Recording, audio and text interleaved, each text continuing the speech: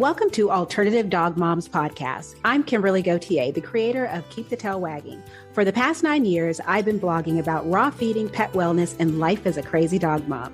I've seen massive improvements in my dog's health since I started raising my dogs naturally, and I'm passionate about sharing my experience to help other pet parents.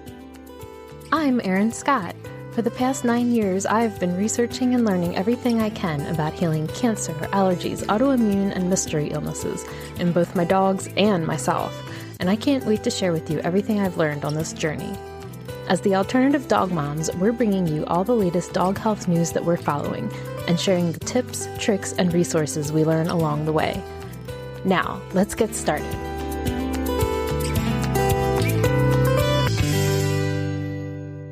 Hello, Kimberly. Hello, Erin. How are you? How are you feeling? I'm exhausted. I'm so tired. It's like not even funny. It sucks so bad. I hate this. Like you wouldn't believe. I know that it's better than the first time I got sick. And I don't even know because I tested negative for COVID 3 times. So I don't know if it was just like some weird flu or what. Oh. But it kind of blew. And I'm still just absolutely exhausted. Oh, I'm sorry. Yesterday just sucked with the fireworks and everything. Yes. So I woke up today and I feel like I took cold medicine or something last night and but I didn't take anything, but I just feel so exhausted. But how are you doing? I'm good. I'm good. We made it through the fireworks and then about, 1 a.m. and then around 2:30 a.m. I'm trying to think of a podcast appropriate word to say, jerk in the neighborhood was lighting off more fireworks, which then set Penny off, which then sent Neno off. So I didn't sleep great. And I've just had that sort of behind the 8-ball sort of feeling all day myself. I think July 5th should be a holiday as well. It should be the 4th and the 5th because it's just exhausting. And it wasn't too bad. What happened with us is the fireworks started a lot earlier than what we expected. Usually they save the big ones for later in the evening and like during the afternoon, it's just the firecracker type fireworks. But this time they started doing the boom pretty early. So when the dogs were settling with their raw meaty bones, Rodrigo was like, nope, I can't eat under these conditions. So he hasn't eaten. He's only eaten a little bit since yesterday. And that was stress. But I put his Thunder shirt on him and Zoe was taking her cue from Rodrigo. So I put a Thunder shirt on her. Scout and Apollo were fine. They weren't happy about the fireworks, but Scout was kind of happy because dogs were leaving their bones behind. So he was like, I will take that one too. But yeah, I am not a fan of the 4th of July at all. Yeah. 4th of July and New Year's are always the worst. It's funny because New Year's isn't too bad here. I mean, people do set off fireworks, but it's nothing compared to the 4th of July. And I'm surprised that we haven't really heard much today. And so I'm wondering if we're going to get like a second blast tonight. Yeah. For people who still have fireworks. But it's clean, that was surprising to me is I didn't drive all around our town, but usually you see just fireworks trash everywhere. Yes, we have that in our neighborhood. There's, a Facebook group for our neighborhood and people were complaining about it. So Friday night and Saturday night, we actually had storms come through.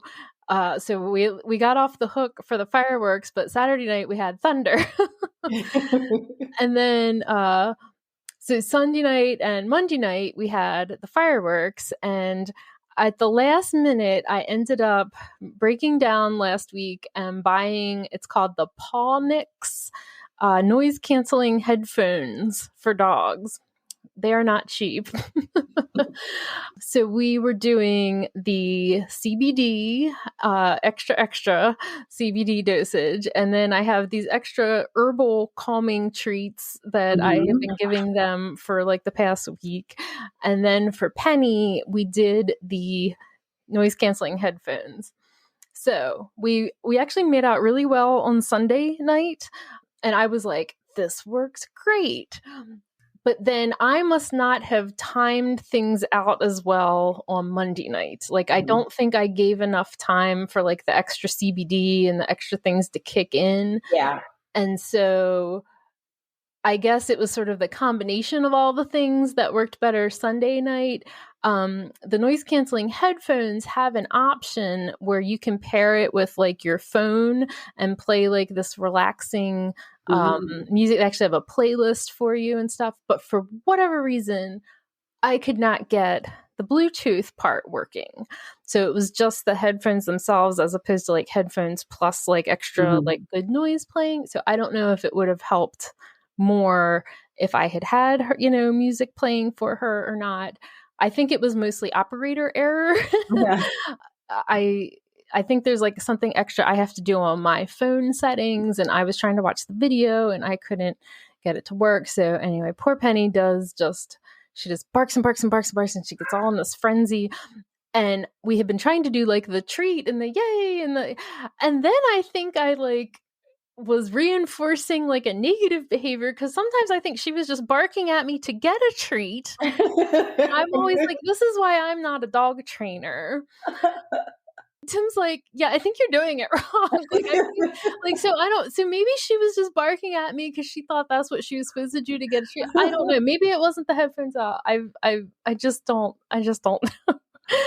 Everything worked great Sunday. Sunday, we knocked it out of the park, and I was like a champion. Monday was a bit of a struggle, but it was funny because the dogs became a little, I won't say aggressive, but they missed the point of the treats. And I was just sort of like, the treats are going to be for the big ones, guys. Just because you heard a little noise in the distance does not mean I'm giving everyone a treat. And so they were just like, oh. And Scout was loving it because he was like, I heard something. He was right in my face. I heard something. Yes. And I'm like, I'm not hearing anything. I don't think you heard anything.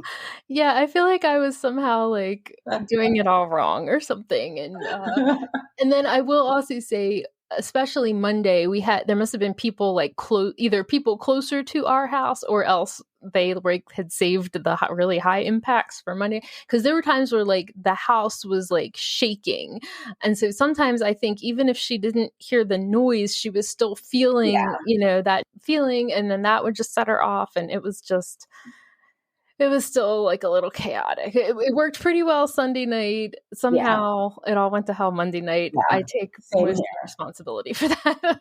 and then all of a sudden they just went to sleep.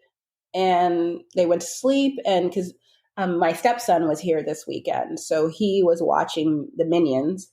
So he had that going, and that seemed to calm everyone down because there was a noise going on. And woke up this morning and everyone was like, okay, I guess we're good to go, but now I have to wait to see what's going to happen tonight. Because it felt like, because I was looking outside like, who has these fireworks? And it was like, everyone decide to get something super, super loud this year? Yeah. And I know it is no different than any other year, but it just feels like, like, are people shooting off shotguns? I mean, it was just, everything was so freaking loud. And, looking out the window, of course, there's the kid in me because I saw the fireworks off in the distance, and I was just like, oh, there they are. And my dogs are like, yeah, not funny. And I'm like, I'm sorry. Yeah, I never even actually saw any of them. I just heard them. Yeah. It was funny because my stepson, he was so thoughtful because he ordered Grubhub. It was late at night. And I was like, nothing's open anymore. He's like, fast food's open. So, and he went and met them at the edge of the property because he just was like, the dogs are calm. Right. I'm going to go and meet them. And I was just like, look at you being all grown up and thoughtful.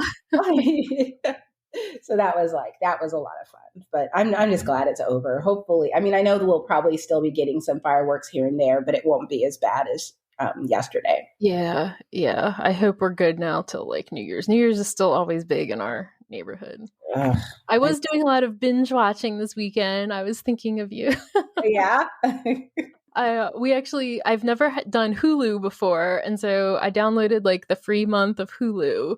So I watched everything that there is so far of Only Murders in the Building, which I highly recommend because it's like, especially if you like any kind of true crime podcasts, like it's like okay, I will check that out. A murder, and then it's like they're making a podcast about trying to solve the murder while they're, investigating. It has like Steve Martin and Martin Short. Like you can't go wrong with that. And then, this is kind of funny to say, but there's actually like a limited series called Pam and Tommy that's about the tape. Yes. And I got to tell you, I was a teenager when all that was going on. Of course, you knew about it. It has been so utterly compelling to watch. Really? Yes.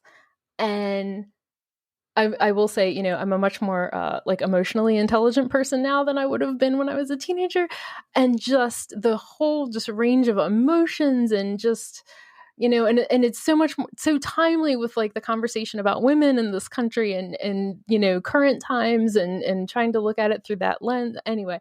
And just if you're any kind of lover of like 90s pop culture, probably, like just the trends and the music and the, TV show, I mean, just all of that stuff is just so perfect. And of course, like the 90s were my time. So yeah, I don't really, the only thing I watch I actually don't watch Hulu that often. I don't know why. I probably should get rid of it because I haven't really been watching it. But it's like it's so cheap that you just don't. I always worry about canceling it and then going back, and they're like, "Oh, you should have kept it because you were grandfathered into the." Right. Now it's $75 a month. Right. But I only watch Scandal, which I don't know why because I have the entire series on DVD. But I watch Scandal. I watch CSI Miami is my favorite city because I love Horatio Caine. Oh, that's so funny. And I love that people show up to crime scenes wearing all white. It's just it's like, make it make sense. And I just remember when I used to watch it, Johan, because he's a retired cop, he would just be like, that's not how it works. I know. It's like, yes, it does. And I decided that I finally just broke down and was like, you know what? This is the last season of Grey's Anatomy. I'm going to finish it up. And then the last episode I was just like, that was the worst series finale I have ever seen in my life. It has kind of a cliffhanger to it. This is horrible. So I Googled it. Like, did I miss something? It wasn't the last season. Oh. So it was like, oh, okay, well, that makes sense. Now I don't care anymore because they had me when it was going to go away, but now I just don't care. And so, but yeah, I don't really watch Hulu that often. The only thing I'm watching right now is the last part of Stranger Things, which is so good. I need to catch up. We watched the first 2 seasons and then somehow we missed the rest of it or something. I love it so much. I'm so into it. I love watching these kids grow up. Yeah. And they're just so good. I mean, I sit watching it smiling, just like I am just so enjoying it. There's so many other shows out there that are just like other people love, like the Umbrella Academy. I am like, I feel like I feel the way about the Umbrella Academy that I felt about Dirty Dancing and Top Gun. It's like, I don't get it. I understand it. Everyone, Risky Business, all those. It's like to me, Tom Cruise in the 80s was just like, except for Cocktail, I didn't really get Tom Cruise in the 80s. Yeah. And a lot of people were, or anytime thereafter. I love Tom Cruise today. Really? I do. I have so drank the Kool-Aid of Tom Cruise. I truly have. I love the Mission Impossible movies. If he could please just do those until his dying day, I will be happy. That seems like the plan. Yeah, I mean, I look forward to him running. I love it when he runs.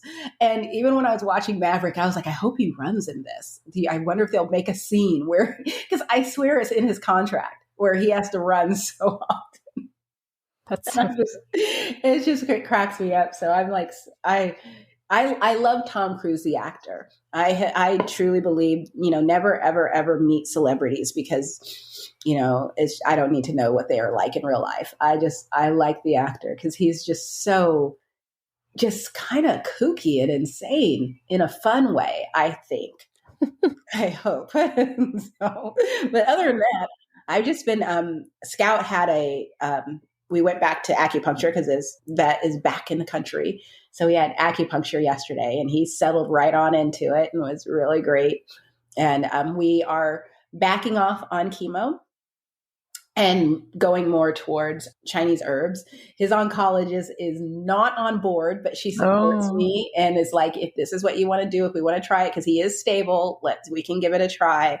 And so she's like, and I told my holistic vet, and she was like, because she's afraid that, this is going to go horribly wrong. And I was like, yeah, exactly. She was like, oh yeah, I understand. She's like, we got it. But he's still doing fantastic. It's kind of weird because sometimes I look at him and it's like, do you even have cancer? Am I like pumping chemicals into your body for no reason at all? Because he's doing so well. And Rodrigo he's old and has decided that he only wants to eat, like maybe once a day. So it's like, okay, if that is what we're going to be doing right now, then so be it. So we had an exciting weekend. Yes. Well, it started out a little scary. So about 2 weeks ago, we had been just rubbing Neno bellies, petting the Neno, and found a lump. And it's kind of like bottom of his neck, top of the chest kind of area. Mm-hmm. And I was pretty sure that it was a lymphoma. But immediately you're like, I got to get this checked out. So our vet was actually out of the country also. And so I had to wait till she got home. And so anytime Neno has to go somewhere, it's like a whole family affair because Penny has to come along for moral support. And Tim, of course, has to be there. And I have to deal with the vet. And so it's always like a whole family ordeal. So, we get there and she lives about an hour from us. So, and he hates the car. So I always feel bad, but it's like, dude, you got to do it sometimes. So she did agree that, she took, some cells, with a needle, and it was just fatty cells. She's like, I don't even think it rises to the level of a lymphoma. It was just kind of a collection of fatty cells. So we're just, going to keep monitoring things. But she's like, well, why we got him here? And he was being really sweet and cooperative. She's like, let's just see if we can get some needles in him. Because we've never kind of been able to do the acupuncture. I mean, he's only seen her maybe 5 times total. Mm-hmm. And 3 times recently, twice was once in 2020, once in 2021. And then this is his 3rd time this year, over the last couple months. So he just laid right down and we got some acupuncture needles in him. She didn't do a full body treatment. Yeah. It was just kind of concentrated in this one area. And, I just love geeking out on all of this stuff, right? Because we know that he's had chronic digestive issues ever since we adopted him, when he came with the car tire pieces in his belly. And then after that, he even had a second surgery for eating part of a toy. That was our fault. The car tire was not our fault, but we had to pay for the surgery. So, he's just always kind of had some wonky digestive issues. And so when we started taking him to the chiropractor, she had noticed that one of his vertebrae, it's kind of like the bottom of the thoracic, top of the lumbar area. Mm-hmm. She said it was torqued, it was severely out of alignment. And so I think he's been going to her for a year and a half, not every month, but maybe right. Every other month for about a year and a half. And so that's been her primary goal each time. And it's still not perfectly in alignment, but it has definitely made improvements, over this time. And she's very happy. It has never gotten worse. It's only ever gotten better over the course of the treatment. Well, that same area is responsible for digestion, according to acupuncture. Nice. And, so she was really working on that same area. And I just there's just something to it, it's just so all connected. And not only is it a mobility issue, but it's this digestive, point and stuff. So I just love this stuff. And I know it is. It's kind of, the whole thing with Chinese medicine and how, when they talk about the spleen, what they mean is the gut. And it is, it's we started Scout on new Chinese herbs And one set of Chinese herbs are going to be, it's sort of like the natural chemo, and the other set, which once we have to build him up onto these, and once he's at his dosage that he's supposed to get, then we'll add in a third one that's going to be to dry up the phlegm in his system. And the whole point of that is, and and I gave her a copy of the animal biome test. And I ordered some Gut Soothe from Adored Beast Apothecary, and I've been adding that to his diet. But she recommended, because I wanted to wait to see what she had to say. And she wants me to do the pills, but the ones from raw fed dogs. So she's going to, I think Johan's coming home on his motorcycle, but she's going to see if she can get a hold of them, because it's not something they have in stock all the time. Yes. So we'll see. So yeah, I was so curious. What did the vet have any kind of other take on his animal biome results? Yeah, she said, because I told her, it's like, well, I did add fiber to the diet, but I add fiber just a little bit to everyone's diet. And I was like, I went easy, and, and then I told her about the Gut Soothe, and she actually said, she wants me to do the poop pills because she's like, she said his results were a lot better than a lot of the dogs that she sees. So that's great news. And the other thing that she had to say was that fiber, when it comes to fiber, it can help with some bacteria, but it can make other bacteria worse. So it's like there's this fine line between it. So that's why she wants me to just, let's not stick with the fiber, because that's not going to solve what it is. But she is happy with the way that the report looks, but she's going to look at it a little bit more, contact them to see what she can get a hold of. And I was thinking about going back to Adored Beast and seeing about what the phytoflora. Yeah. So if I'm not able to get it from the animal biome people, I'll get it from Adored Beast, and we'll see. What's interesting is I spoke with another veterinarian, because I just wanted to get their thoughts on the results as I'm doing the part 2 of my review. And she was just like, don't take their supplements. Don't do this. And I was just like, oh my God, why? What's going on? And it just reminds me that, we all have very strong opinions. And to be perfectly honest, before I did this test, if someone were to contact me and to tell me, what do you think I should do? I would have probably been like, don't take their supplements. Don't take. All they want to do is sell you. But I trust my veterinarian. So if she just doesn't want me to do their regular ones, the ones from kibble fed dogs. She wants me to do the ones with raw fed dogs. So we'll go from there, and we'll see. And if it clears things up and we can test him in a couple months, maybe we'll see a difference. If we don't see a difference, we'll, I guess, go from there. But with cutting back on the chemo, it reduces the cost. So, because the Chinese herbs are a fraction of the cost of the chemo. Yeah. So, because the chemo it's about $1,500 a month. Whereas, the herbs are maybe, with acupuncture, and we're still doing acupuncture weekly, and then we're going to go to twice a month, probably in September. But with acupuncture and with the herbs that I have, it's like $1, $2, $3, $4, maybe $500-$600 a month. Yeah. And not even, I would say $500 a month, because the herbs last several months. Yeah. It's a big, big bottle. But yeah, it's kind of hard, because you have to make these decisions, and it's like, am I doing the right thing? Yeah. But my thing, and I explained this to the oncologist, is that, we can go and just hope for the best, but it's like, we're not going to know what's working unless we start pushing some of the boundaries. And right now he's stable. We don't know how long he's going to be stable. So to me, this is the time to back it off and start transitioning him to something more natural. It's just because he's just doing really well. And she did agree with that his immune system is strong, and his blood work comes back looking really good. So it's just a matter of, our deal was that I would keep him on the prednisone at the current dosage, but then the rest we can back off a little bit. So we'll see. Fingers crossed. All right. We'll see. But so what else happened with your pups? We got an interesting recommendation for Penny.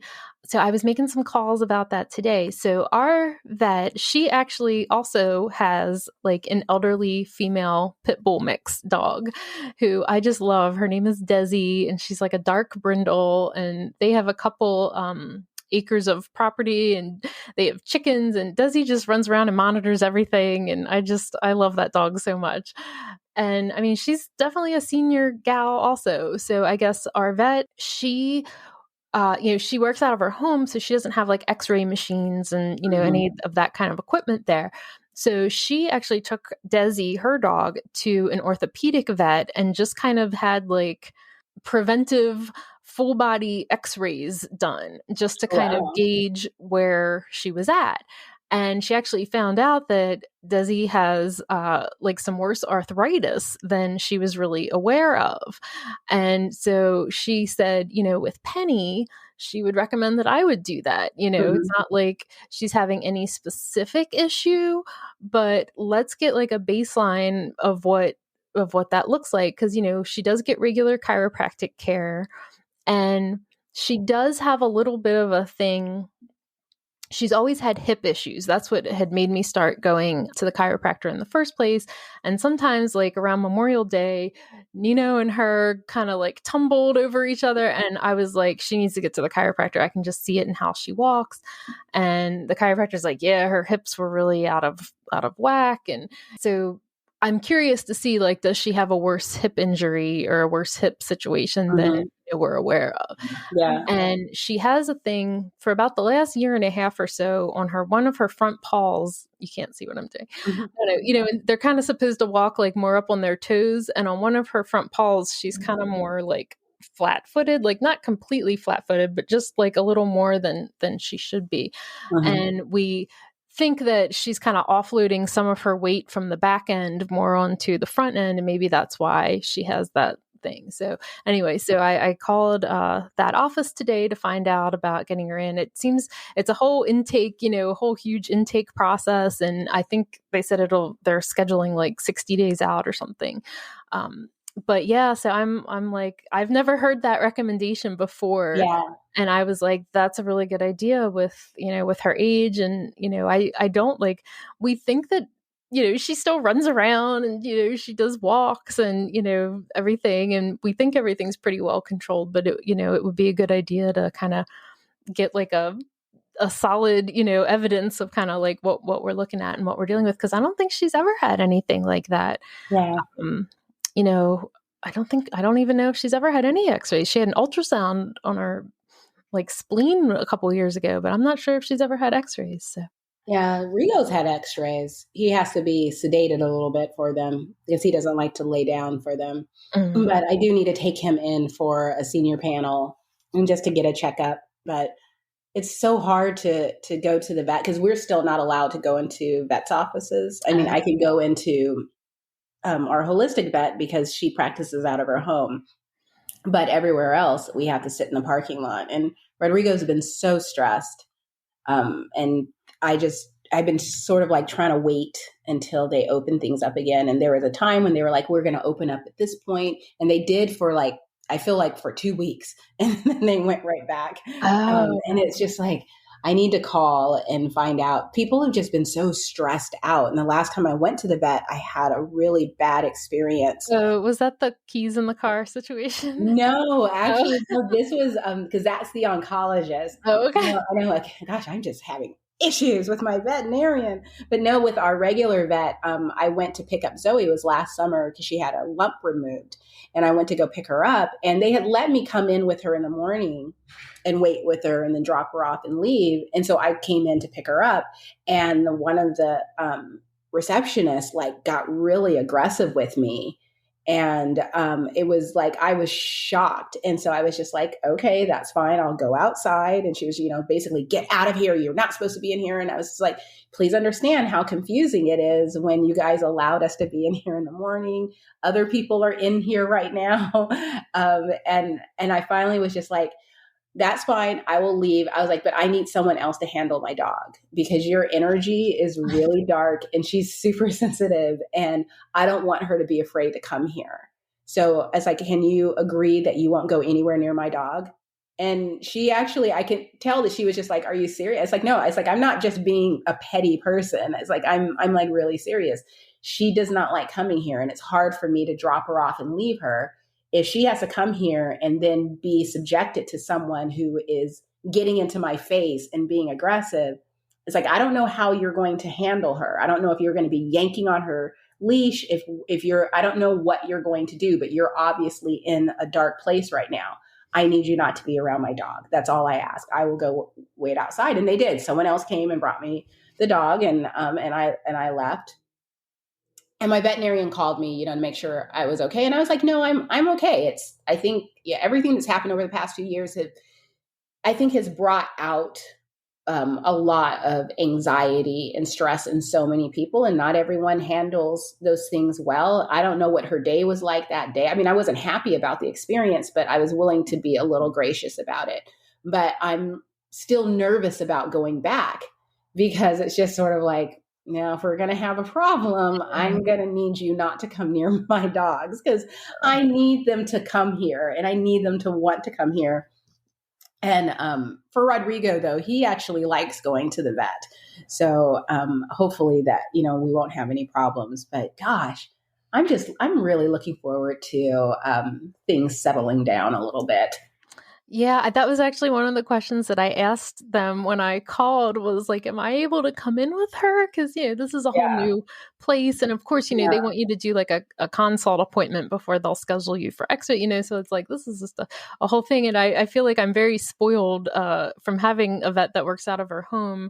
There was a period of time, when COVID first started and was really bad, and probably for that first 6 months where I didn't even go in then, like, she would just come out, but Penny had already known her and, it was a house and she was comfortable with it and I could sit outside and, it was, that was fine. But yeah. And for a long time, we also wore masks, because I don't know how yours is, but it's like, I'm usually sitting on the floor and, she's holding her and doing, and I'm right there. Like, so we are kind of right up in each other's, business. Yeah. It's only maybe been the last couple months that we haven't worn masks, but it's definitely an interesting time, and I don't like it. Like I hope the goal is to return to normal. I don't think it's great for pet parents to be so left out of your dog's care and treatment, and I think it limits your ability to interact with your vet and communicate information with your vet. And that it does concern me about like that things might get missed or not passed along, and not that anybody's trying to, but just it's almost like that game of telephone or something. Like you tell the front desk person, and then they tell the like vet tech, and then you're trying to tell the vet tech, but what is the vet here? And then you get like 30 seconds on the phone with them sitting in your car, and it's just I feel like the goal should really be to get pet parents back in the room. Yeah, it is. It's super hard. I mean, I was talking to a friend of mine last week, and I was so upset because I was not feeling well. And when I'm not feeling well, I'm not a very patient person. So she's like freaking out because she has to take her dog to the vet. She sent me an email with all these pictures of her dog, and I'm emailing her back saying, I am not a veterinarian. You need to go and talk to your veterinarian. And I could tell that she was getting really frustrated because she was like, if I can find one. And I'm like, why can't you find a veterinarian? I don't understand that. And what she was meaning was that she wanted a veterinarian that was pro-raw, did natural stuff, all of these things. And I was just sort of like, who cares? Who cares? Just take your dog to the flipping vet, and her biggest scare, she was like, but they're going to prescribe antibiotics to my dog. And I'm like, then you have a conversation with them about your concerns and talk about what you can do to repopulate your guts, gut bacteria to make them healthy, and tell them what you need to do. It's like, that's what I did when they prescribed antibiotics for one of my dogs. They tried everything to figure it out. They couldn't figure it out. They're like, let's just kill it with antibiotics. And I was like, no problem. Let's talk about probiotics. And and this was like a chain vet clinic. Is it It's the one that starts with a V. VCA. Yeah, I was going to call it VIB, VCA. And I had a great conversation with the vet, and she was like, "Oh, that's a good question." And we talked about like what I was going to give, and I gave her the name, and she was like, "I'll check into the company and let you know what I think and how much I think you should give." And she gave me I was to give the antibiotics in the morning, the probiotics in the evening, and then I was going to double up on the dosage of probiotics during this time, and I was going to continue that for 2 weeks beyond his antibiotic prescription. And I was like pleasantly surprised. And so I was just like, stop going to the vet expecting the worst. Just go and have a conversation. Yeah. And it's like, don't let your dog suffer because you're afraid of traditional medicine. And I think I saw that, when you emailed me about, I so 100% agree that antibiotics are overdiagnosed. I think that that's the reason for Rodrigo's digestive issues that he's had, because when he was younger, his vet threw antibiotics at everything. Yeah. And I didn't know enough to know that that was a bad thing. And it wasn't until I started blogging about dogs and talking to other pet parents that I was like, oh, and just basically going over the history and going to a holistic vet and them looking at his history and saying, okay, well, this, let's fix this. But even then, years ago, there was no animal biome. No one was talking about the microbiome. And I remember I used to just tell people, oh, just go get a digestive supplement, only to learn most recently that many of the ones on the market for pets only have one strain of probiotics. And when our dog's gut bacteria is very diverse. So it's really, just going and buying a digestive supplement isn't really going to help dogs with serious health issues. And it's unfortunate because, wow, this is like such a market to start up. I mean, granted, I know that there's Adored Beast and Animal Biome and all these other places, but if a veterinarian came out, like, I'm going to prescribe antibiotics, but I'm also going to give you this probiotics. It has 15 strains, and this is what I need you to do to keep your dog healthy. Wow, that would be so amazing. If I were a veterinarian, I mean, you don't even have to make it yourself. Just go and partner with a company that already has it and start introducing that to a dog's gut. I mean, yeah. So what I learned recently is that the American Veterinary Medical Association, the AVMA, has actually created a task force about antibiotic usage in companion animals. And, they're trying to investigate, and they think that like antibiotics are being way overprescribed and, maybe aren't even needed in like half, like 50% of, the cases. And I just think of how many millions and millions and millions of dogs that, and cats and, animals that's affecting. And, I think we've talked on here before, just like, I think Penny's whole health crisis was caused by overuse of antibiotics. She used she had 4 different courses of antibiotics in about an 8-month period of time. And I actually have before and after animal biome results showing, how it completely decimated her gut health.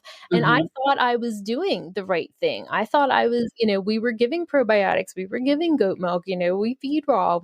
I thought I was doing all of the things. Yeah. And the other thing that's really interesting, and I can't think of the name of it right now, it's going to drive me crazy, but I'll make sure we have the right link for the show notes, is that there's actually like a test that your vet can do to figure out which antibiotic your dog needs. Oh, and it costs extra, but I believe that it's worth it. And that's what happened in Penny's case. Was she had a UTI, it gave like clindamycin, it stopped the symptoms, but like as soon as the course was over, she started having the symptoms again. They gave us the same antibiotic again. Same thing happened. And then it wasn't until the 3rd time that they sent it out to be cultured and found out it was kind of a more off by bacteria that was causing this. And she needed like a completely different type of antibiotic, like a completely different class than what clindamycin is. So she just had these 2 courses of clindamycin that were doing way more harm than good. And it's like, I was like consciously like aware of this, and like, I thought we were doing the right thing, and it's still like happened to us, And so I think it is good that, anybody who's listening to a podcast called The Alternative Dog Moms, should have a plan of like, what are you going to do if your dog is in a situation where they definitely need antibiotics? And I think the first thing is ask your vet to send it out to have it cultured so that you can make sure you're, giving the right antibiotic for your dog's situation. Yeah. And I think that as raw feeders, it goes down to, we have this false sense of security because we feed raw. Yeah. And, raw fed dogs, their gut is supposed to be healthier. There's all these things, but, they're still dogs. And just like we're still humans, and, it can be, like the stories of people who smoked all their lives and lived until they were 99. Right. And someone who ate, grass fed or a plant-based diet, exercised every day and got fresh air and all that. And they got cancer and died at 40. I mean, and it's just one of those where there's no absolute in any of it. I wish there was, but there just isn't. And it's on one hand, it's like, it's really exciting, even just to hear that you can culture something and then figure out what antibiotics you need. That is so exciting. On the flip side, it's just like, golly. So another thing that we need to remember to do. And also the veterinarians who are out there who aren't as open to things like that. And, and I would like to think that it's very few, because it's like, when I was talking to my friend, I told her, it's like, I know that this is who you are. You like to research everything and you like to show up prepared. I'm going to ask you to knock it off. You have no idea what you're doing. You have no idea. You're like diagnosing your dog via Google. You have no idea. And she's like sitting here like, no. And I'm like, nope, don't you interrupt me. I'm sick and I'm not in a good mood. So it's like, you don't know what you're doing. Just go to the vet and let them tell you. It's like they're looking at dogs all day, every day for their entire career. They will be able to help you and put you, and then you do your homework. Then you educate yourself about the diagnosis that you get. Don't walk in there and tell them how to do their job. Allow them to do their job, because that's what we're paying them for. And then educate yourself. Ask them, what books can I read? Can you give me some more information on this? Because I want to know everything. And formulate questions around the diagnosis, rather than going in and going, I need you to take a fecal, and I need you to do this, and I need this to be done. And it's like, you're not a veterinarian. And I was like, and I promise, and I shouldn't have promised, but I do believe that it's like, if you just go in there and allow them to do their job, you will have a much better experience. And she messaged me like a couple of days later saying, you were right.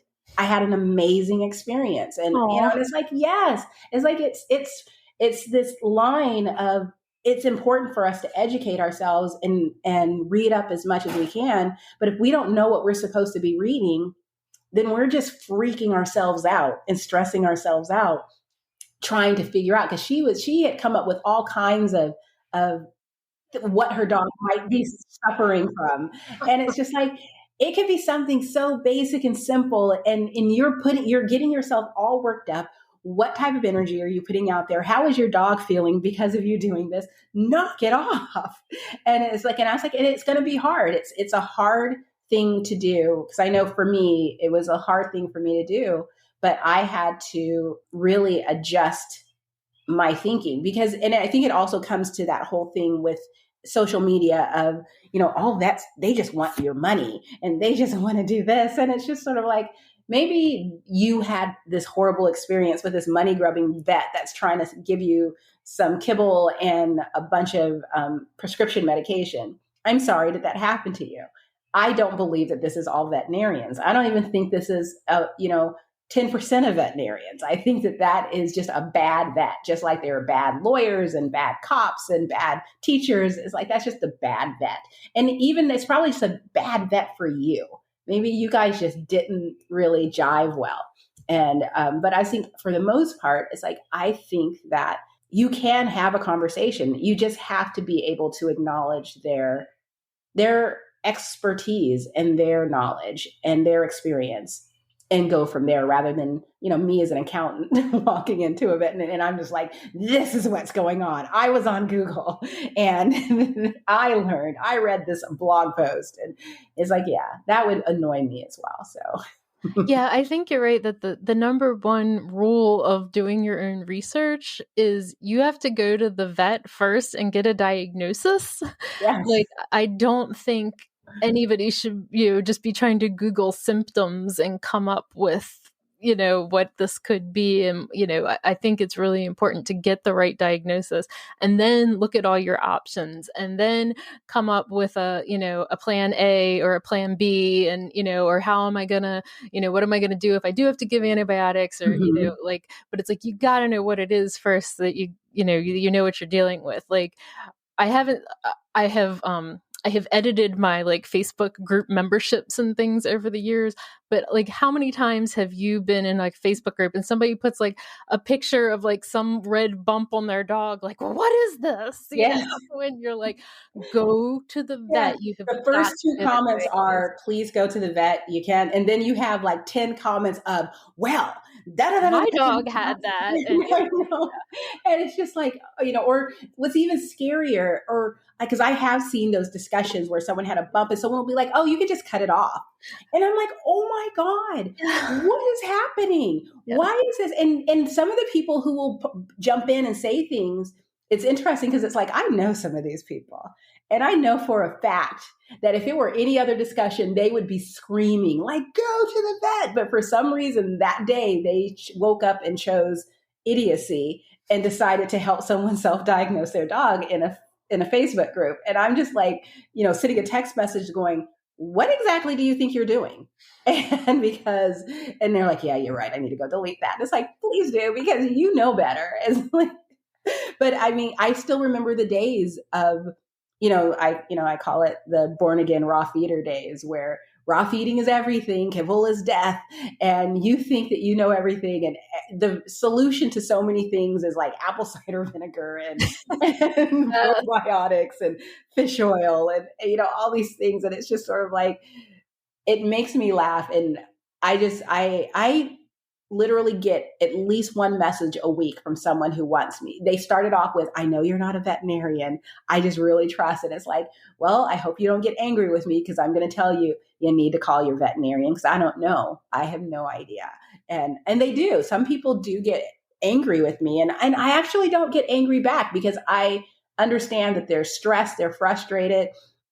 It's so hard to get into a vet nowadays that, if you can just have like a direction to go in to get your dog to, until you can get to the vet, that is so helpful.